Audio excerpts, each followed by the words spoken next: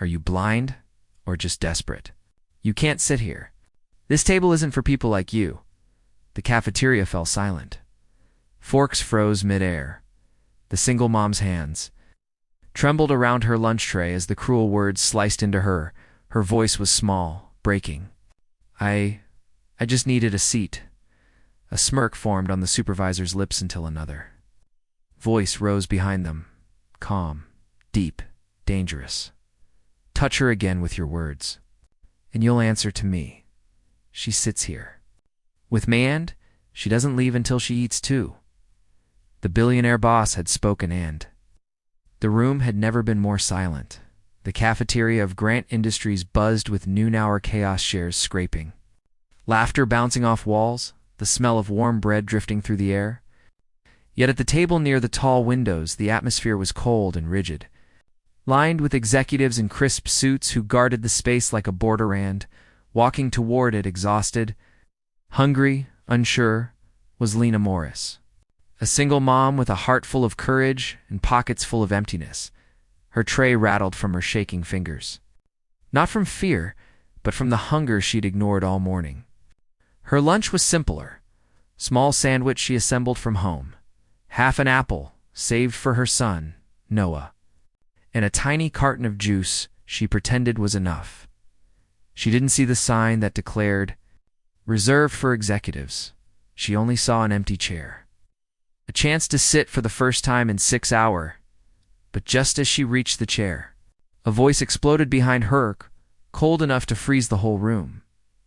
Asterisk, are you blind or just desperate? You can't sit here. This table isn't for people like you, Lena jolted. It was Marissa Kane, the HR supervisor, dressed in a navy skirt suit and an expression permanently carved into annoyance. She stood like a judge, arms crossed, eyes sharp. Lena's heart sank. I'm sorry, she whispered, lowering her tray. I didn't know. Didn't know. Marissa scoffed. This is the executive table. Your stockroom labor? Don't get confused. Whispers brushed across the cafeteria, but not a single person stepped in because everyone feared Marissa. Lena took a step back, her face hot with humiliation, her dignity shrinking under the weight of public judgment. She barely turned to leave when she bumped into someone behind her. A hand steadied her, elbow gentle. Steady, grounding, and a voice followed. What is going on here? The whole cafeteria fell silent. Standing behind her was Alexander Grant, the billionaire founder of the company, the man whose presence could quiet storms. Lena Morris was not a woman who complained. Life had taught her silence, resilience, survival. She had woken before sunrise, walking on quiet toes so her young son wouldn't start his day too early. She had packed his lunch with whatever she could scrape together, kissed him goodbye, and promised him, with a brave smile, that she would pick him up on time. She worked in the stockroom, where boxes towered like mountains and her muscles burned from lifting. Her back ached from battles no one saw. Her eyes were weary from nights spent sewing her son's clothes instead of sleeping, and her stomach often knotted because she skipped meals to save money. But she didn't break. She didn't bend. She powered through for her son, for his future, for the tiny hope she still believed existed, and now she stood trembling in front of the CEO of the company she depended on, Alexander. Grant was a man who didn't need to shout to be heard. His presence alone commanded the room. His gaze was sharp, but not cruel, observant, but not invasive. He carried the calm of someone who had seen darkness and fought through it. His childhood had been carved from hardship to a single mother who sacrificed everything. Days where food was thin but hope was thick. Nights where he studied under flickering lights while his mother worked. Double shifts. He knew suffering when he saw it. He recognized hunger. He recognized exhaustion. He recognized quiet strength, and right now, he saw all of it on Lena's face. What happened here?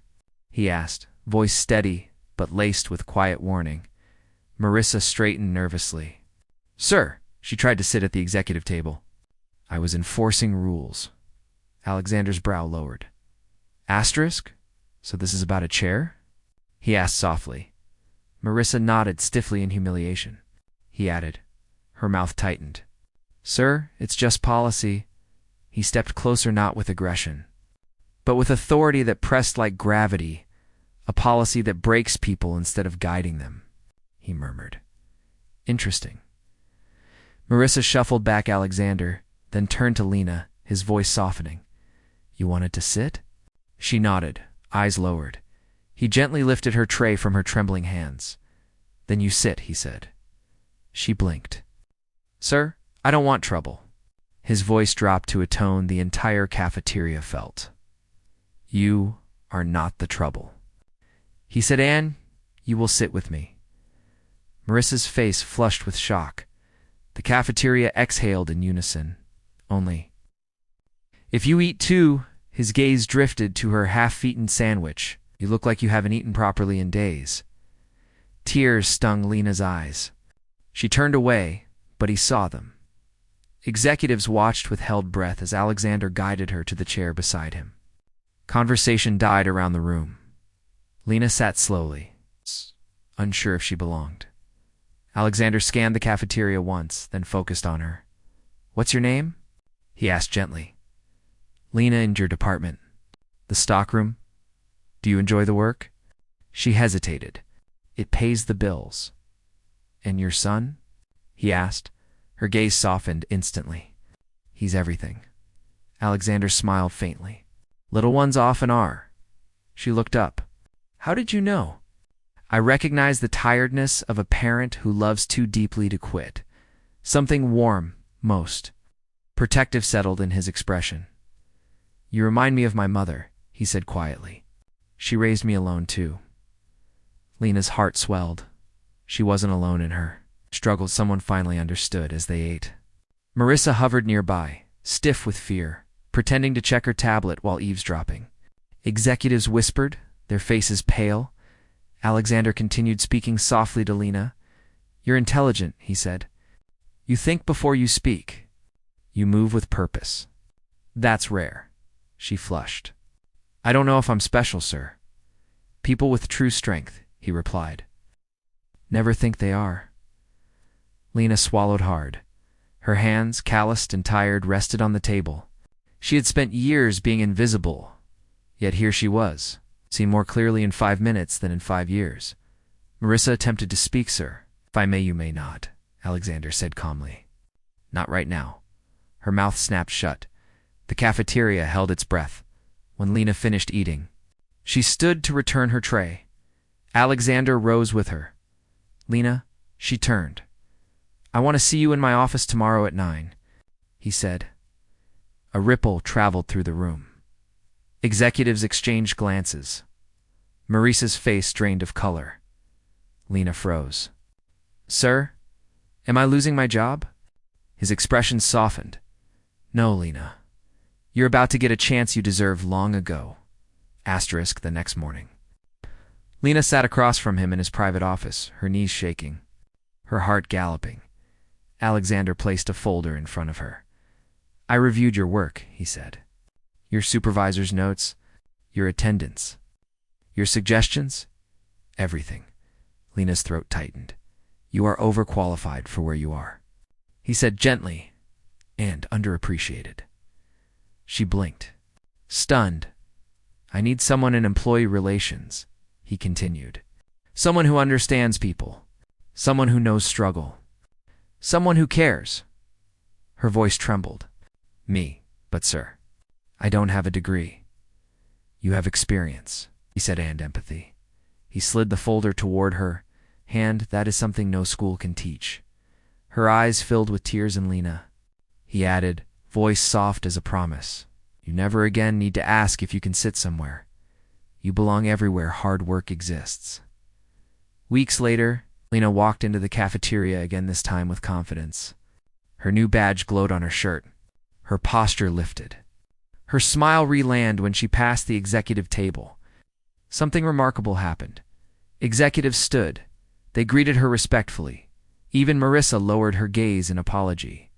Not because Lena demanded respect, but because Alexander had shown them what she deserved. Later, As Lena sat with her new team, Alexander walked by. "Mind if I join?" he asked. She laughed softly. "Only if you eat too." And for the first time in a long time, the world felt warm around her. Life doesn't always reward the loud or the powerful.